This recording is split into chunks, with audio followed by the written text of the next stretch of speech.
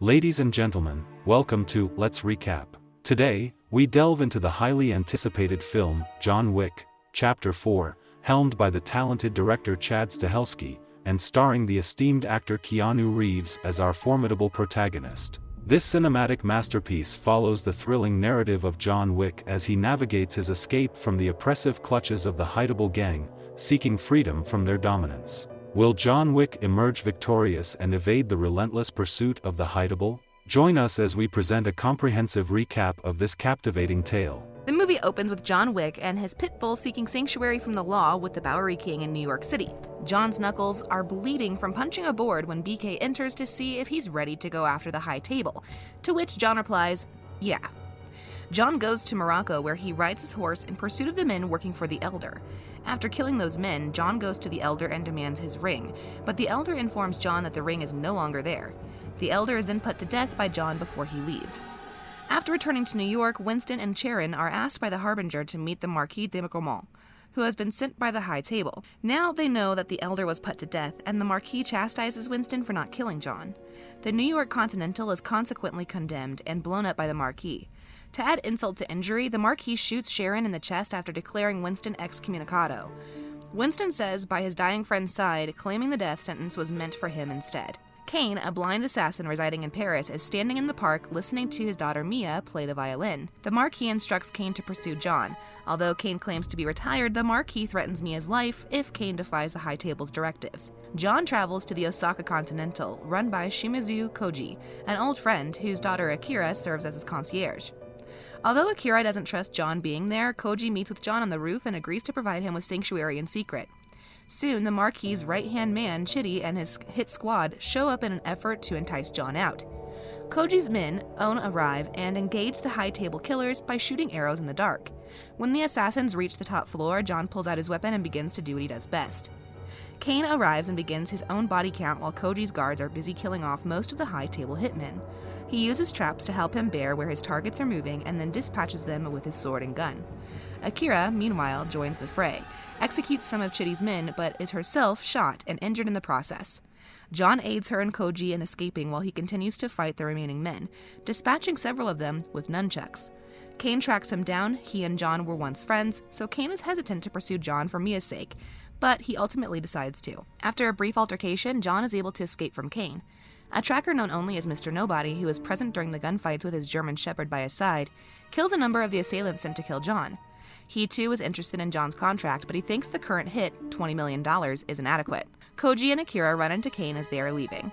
He and Koji have been friends for a long time, but Koji won't let Caine pursue John, so the two fight with swords.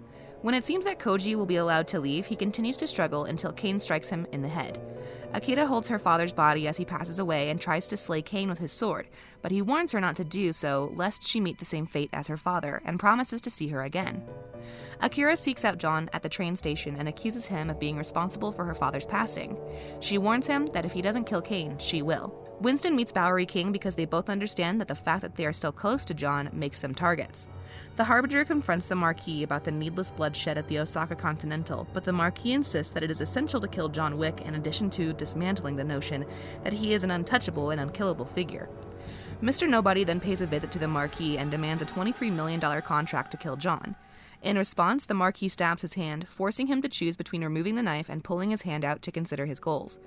The Marquis grants Mr. Nobody's request as he pulls his hand away, cutting his fingers. At Charon's tomb, John runs into Winston and expresses his sorrow over his friend's passing.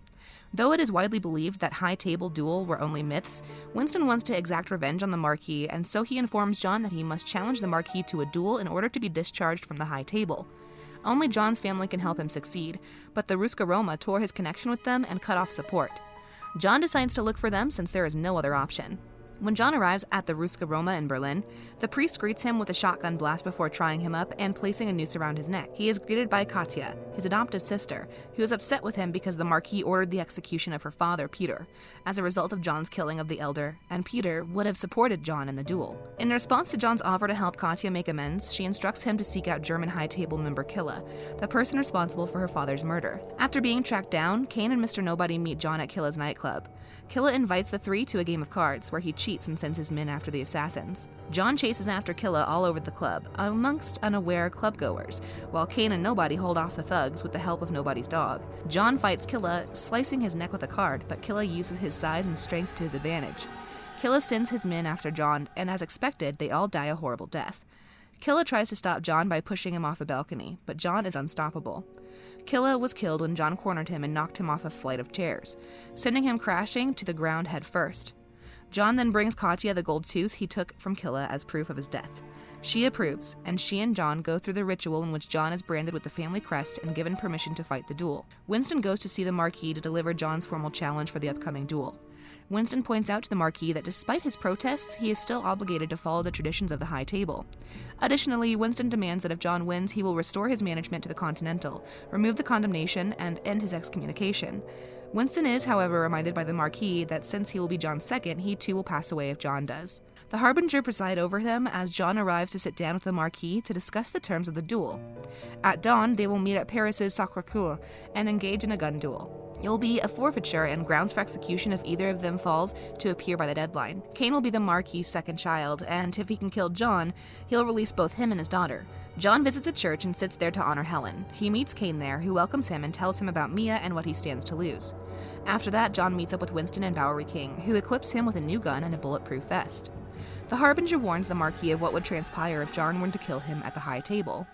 The Marquis sends Chitty and his thugs after John to make sure he doesn't arrive at the Sacré-Cœur in time. Additionally, a radio DJ informs any other assassins who are listening that John has a bounty on his head for anyone who can kill him before dawn. John is being pursued by a large group of assassins as he makes his way to the Sacré-Cœur. He engages the men in the streets, even in the middle of traffic near the Arc de Triomphe, either by shooting them or letting them get run over.